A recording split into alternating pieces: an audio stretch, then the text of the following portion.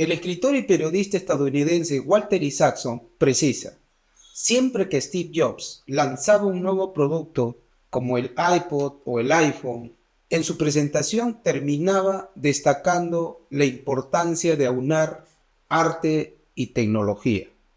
Desafortunadamente, por envidia, por sobresalir poniéndose en los hombros de un gigante o por lo que sea, el éxito convoca detractores.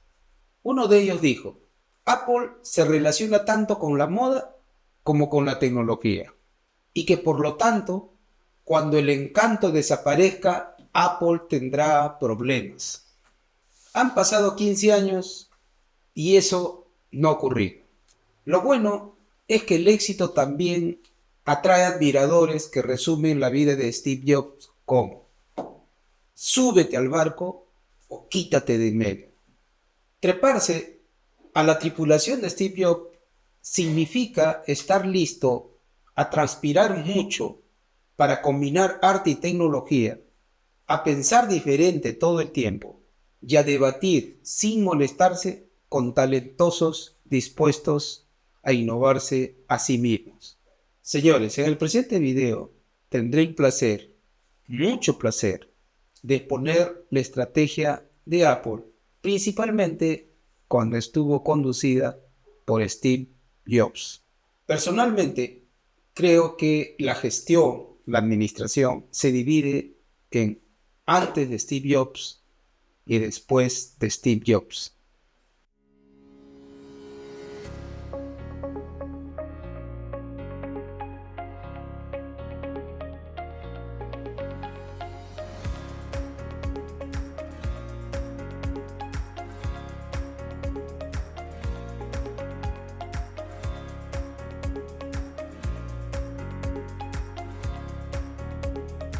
Estrategias en el tiempo. ¿Y su empresa en qué tiempo está? A fines de los 60 del siglo pasado, Steve Jobs animó a su tocayo Wozniak a crear una empresa. Jobs aportaba la intrepidez y Wozniak la cautela. Jobs era el de las ventas, Wozniak el de la producción. Jobs era el de cobrar por un ordenador y Wozniak el de regalar. El paso siguiente fue buscar el nombre de la empresa. En este cometido, para bajar las asperezas de la palabra computer, acordaron llamarla Apple Computer. El sistema nervioso de los Steve percibió que el Apple I era mediocre y por eso crearon el Apple II. Reconocieron que a los clientes les fastidiaba montar sus ordenadores por su cuenta e inmediatamente trabajaron en un ordenador integrado elegante. Sin embargo, no disponían de fondos. El Apple I demandaba unos $300,000.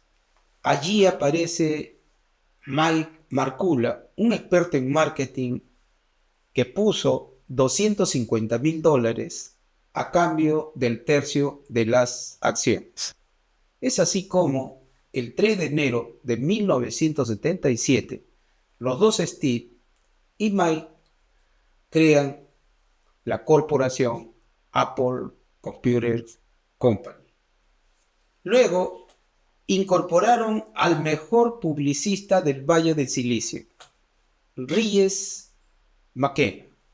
Una de sus primeras tareas fue la creación de la nueva imagen de la empresa. Se presentaron dos propuestas, una manzana completa y otra mordida. Steve Jobs, sin dudarlo, eligió la manzana mordida. Antes de continuar, quiero resaltar que uno de los rasgos peculiares de Steve Jobs era que siempre se acompañaba de talentosos. Siempre. El Apple II se comercializó en varios modelos durante 16 años. Se vendieron cerca de 6 millones de unidades. Steve Jobs rompió la regla de juego del ordenador por componentes. Él integró todo, desde la fuente de alimentación hasta la elegante carcasa. Como ven, otro rasgo característico de Steve Jobs fue que era un cuestionador de las reglas de juego. Después del fracaso del Apple III, sin perder tiempo, Steve Jobs se puso a trabajar en el ordenador Lisa. Para su desarrollo genuino, contrató al talentoso Bill Atkinson. Hasta ese momento, todo era alegría para Jobs, pero se disipó cuando en septiembre de 1980 lo relegaron a ser un presidente no ejecutivo del Consejo de Administración. De ese modo, dejó el mando de Lisa. En enero de 1977, Apple estaba valorada en $5.309. Pero cuando en diciembre de 1980 salió a la bolsa, su valor fue de $1.790 millones. A julio de 2023, su valor de mercado ya superaba los $3.2 billones. Jobs, con la ambición de crear un ordenador con los atributos concebidos para Lisa, pero más barato, sustituyó el nombre Apple con el de Macintosh.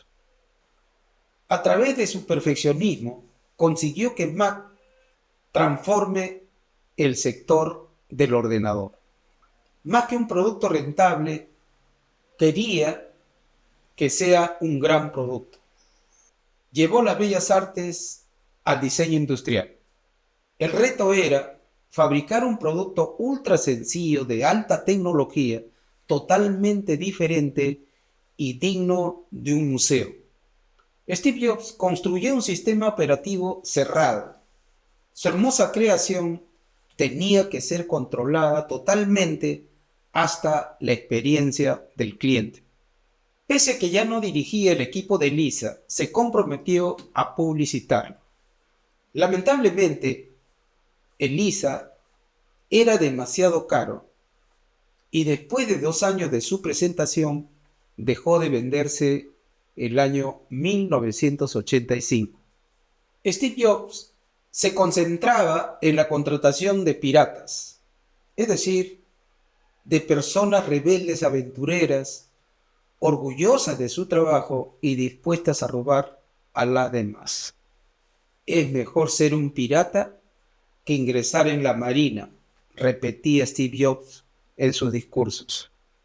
Luego de identificar que necesitaba a alguien cuyas funciones más importantes fueran el marketing y la llegada certera a los usuarios finales, y no tanto la tecnología, designó como consejero delegado a John Sculley, líder de la campaña El Desafío Pepsi.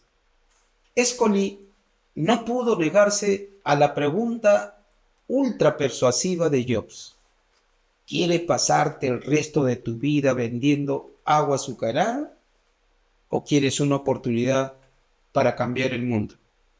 Para marzo de 1985, las ventas del Macintosh representaban solo el 10% de lo previsto.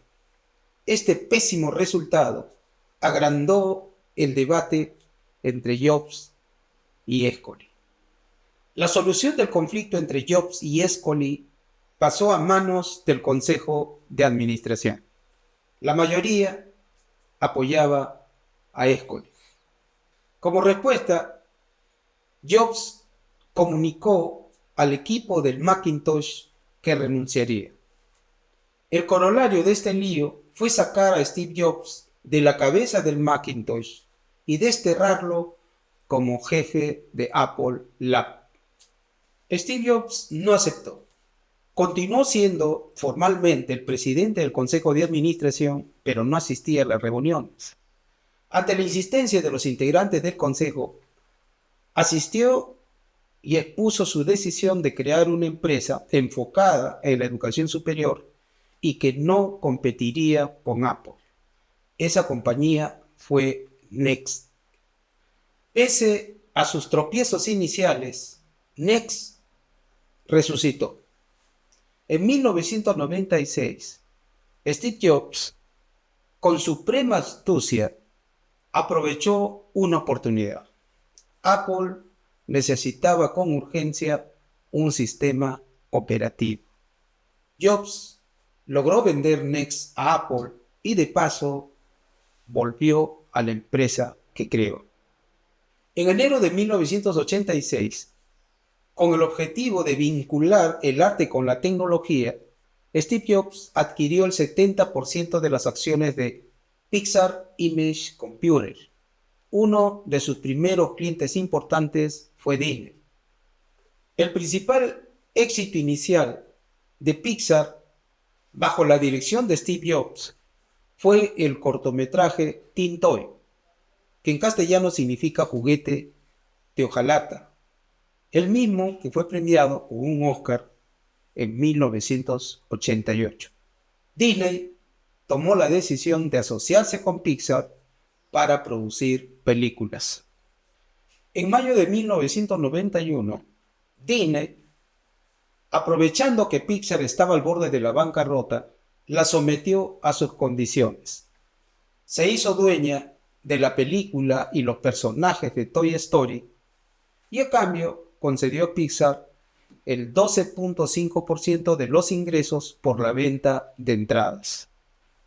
Disney no contó con que el éxito fuera tan arrollador, que ese 12.5% fuera tan enorme al punto que impulsó a Pixar salir a la bolsa, fondearse y luego discutir de igual a igual con Disney.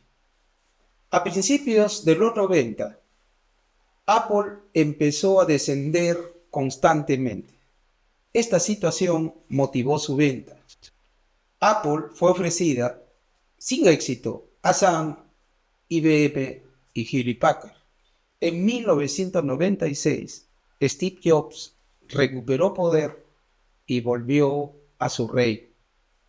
Convencido de que las fallas se debían a la mala dirección de los anteriores consejos, Steve Jobs hizo cuestión de estado.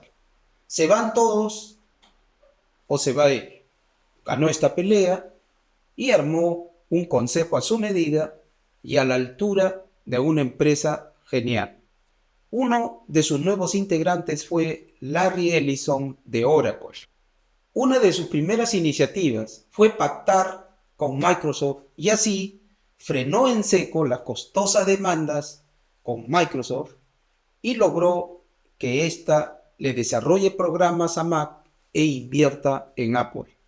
Tiempo después, la marca creció con su lema "Piensa diferente". Dicho eslogan se dirigía al personal de Apple y a la sociedad y por lo tanto ataba la cultura interna con la cultura cívica.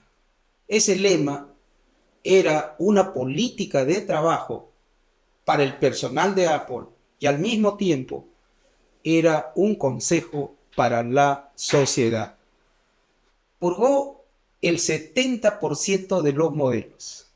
Decidir qué no se debe hacer es tan importante como decidir qué se debe hacer, comentó Steve Jobs.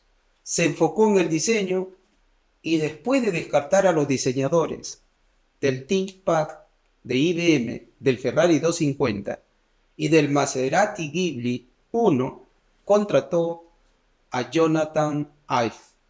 El fruto de Steve y Jonathan fue el iMac presentado en 1998. Era un producto integrado y singular al precio de $1,200. Steve Jobs, leal a su estilo, en su lanzamiento hizo aparecer el cielo, los ángeles y el canto de aleluya. El iMac fue un éxito rotundo. En 1998, Steve Jobs conoció a Timothy Donald Cook, o simplemente Tim Cook, actual director ejecutivo de Apple. Ante la necesidad de un jefe de operaciones y por la compatibilidad que tenía con Tim, Steve Jobs contrató a Tim Cook para ocupar dicho cargo. Luego vendrían las tiendas Apple, el iTunes y el iPod. A la par de estos inventos, Steve Jobs creó su equipo estratega llamado Top 100. El iMac sería el núcleo de los reproductores de música, video y fotografía. Estas innovaciones se hicieron más notables con las apariciones del iPhone y el iPad. ¿Cómo se explican los 7 elementos esenciales de la estrategia de Apple? Veamos uno por uno. Primera variable o primer elemento de la estrategia básica de Apple. ¿Quiénes eran los clientes de Apple o quiénes son los clientes de Apple y cuáles son sus exigencias? Generalmente, sus clientes son personas de cualquier edad con grandes expectativas tecnológicas. En Estados Unidos sucedió que personas con bajos y medios ingresos compraron igual o mayor cantidad que aquellas con altos ingresos. Sus clientes le exigen exclusividad, novedad, rareza, belleza, versatilidad, futurismo, optimismo y realización. Segunda variable, ¿con quiénes compite Apple y cuáles son sus fortalezas y talones de Aquiles?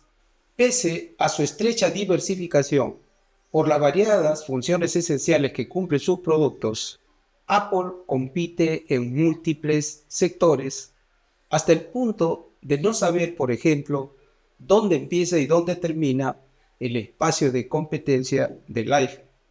A nivel global, sus competidores más relevantes son Samsung, Huawei, Lenovo, Hewlett Packard y fabricantes de calculadoras, de cámaras de video, de cámaras fotográficas, de relojes, en fin.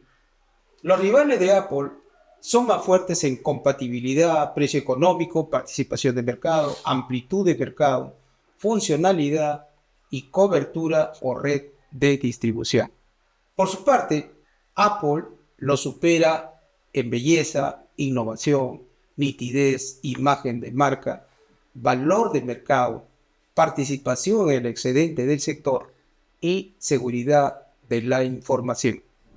Tercera variable o tercer elemento de la estrategia básica de Apple. ¿Qué ventajas desarrolló o creó? No cabe dudas que la ventaja competitiva de Apple fue y es la novedad superior alineada con la diferenciación o calidad singular. Cuarta variable. ¿Cuáles eran las formas habituales de competir y cuál fue la estrategia de Apple bajo la conducción de Steve Jobs? Por cuanto sus productos cumplen una diversidad de funciones esenciales y por lo tanto están presentes en distintos espacios de competencia, Apple rivaliza con diferentes reglas de juego. Steve Jobs desquició esos preceptos. Steve Jobs rompió esas reglas de juego. ¿Qué regla de juego rompió el iMac? Steve Jobs fue el primero en convertir un ordenador personal en un centro del estilo de vida digital. De ahí que el Macintosh se tradujera en la médula de una gama de nuevos dispositivos como el iPod, el iTunes, el iPhone, el iMovie y el iPad. Los conceptos tradicionales iniciales del ordenador se asociaban a control centralizado y arrebatador de la libertad. ¿Qué regla de juego rompió el iStore? Steve Jobs probablemente pensó, ¿de qué sirve que controle el hardware y el software si no intervengo en la experiencia de compra? ¿De qué sirve un hardware hermoso y un software al servicio del estilo de vida si se podrían desvanecer en la compra del cliente? En su proyecto de tiendas Apple, encontró que la regla de juego era la venta con conocimiento genérico y superficial de las máquinas informáticas.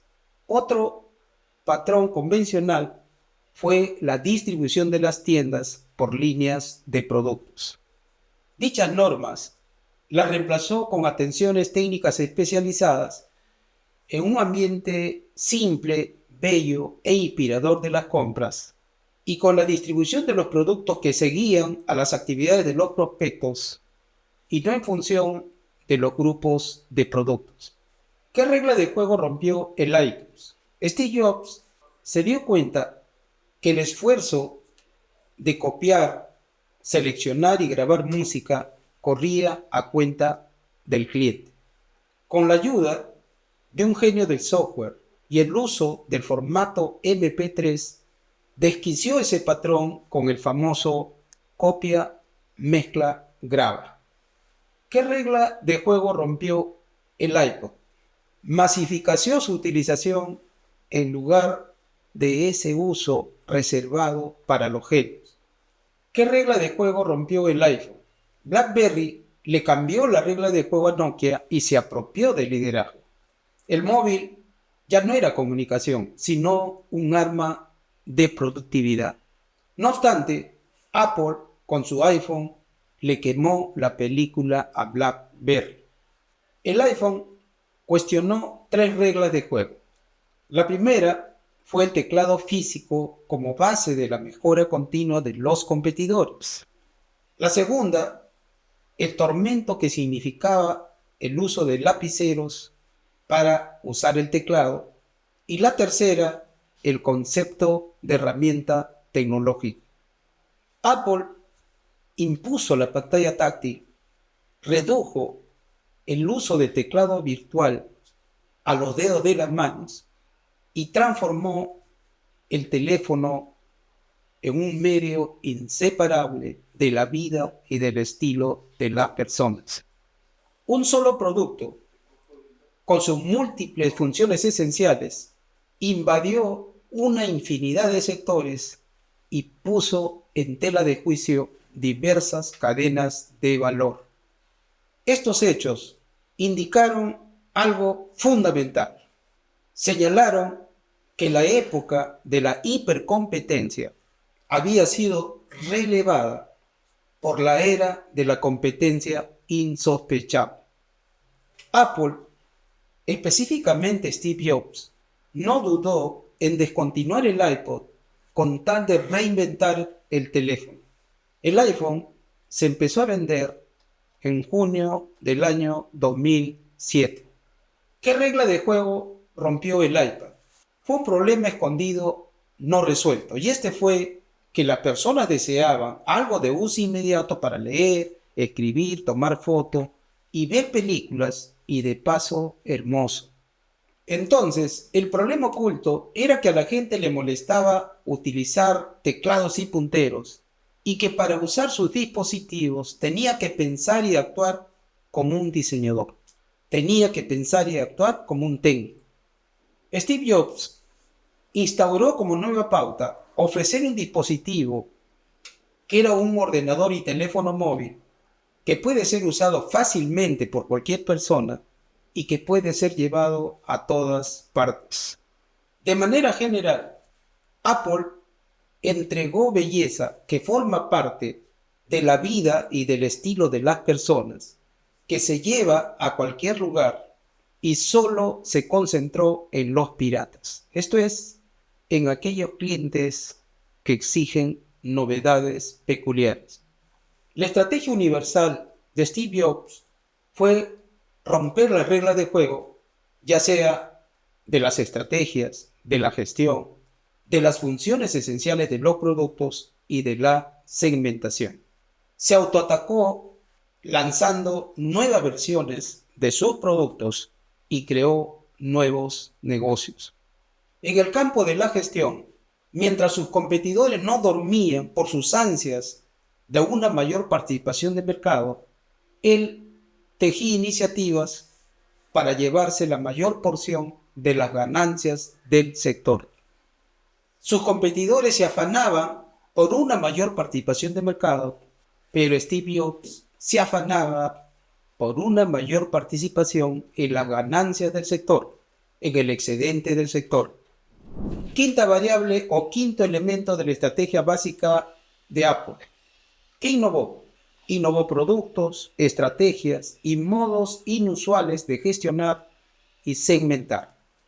Creó el iMac, el iTunes, el iPod, el iStore, el iPhone, el iPad y también la forma de los organigramas y el modo de fijar metas. Pretendió innovar todo. Sexta variable, ¿qué tipo de economía buscó Apple? Para Steve Jobs fueron prioritarias las economías de alcance y las economías de enfoque. Ahorró expandiendo su logo de la manzana mordida en sus productos y dirigiendo sus recursos en la belleza distintiva. Séptima y última variable, Apple. ¿En qué procesos concentró sus recursos y esfuerzos? Los procesos clave que impulsó Steve Jobs fueron el diseño de productos, la selección de personal talentoso que piensa diferente, el acabado de los productos, el control de la calidad por dentro y por fuera de los productos, el desarrollo de la marca y la comunicación indirecta o publicity. Señores, para elevar el aprendizaje del presente caso, les recomiendo resolver las siguientes dos preguntas. Primero, ¿qué otra función esencial podría cumplir su producto o uno de sus productos? Segunda pregunta, ¿qué modificaciones haría en su cadena de valor para que ese producto cumpla la nueva función esencial? Señores, agradeceré sus comentarios. Les agradezco también inscribirse a nuestro canal de estrategias en el tiempo. Les comunico que en nuestro próximo video trataremos la estrategia de Facebook que corresponde a la edad contemporánea. Nuevamente les hago recordar que tengan presente lo siguiente. Muchos son los llamados, pero pocos los elegidos. Muchas gracias por su atención.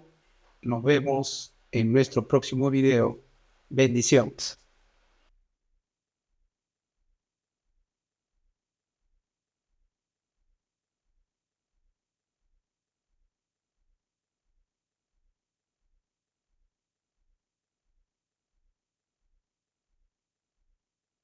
Les comunico que en nuestro próximo video trataremos la estrategia de Facebook que corresponde a la edad contemporánea.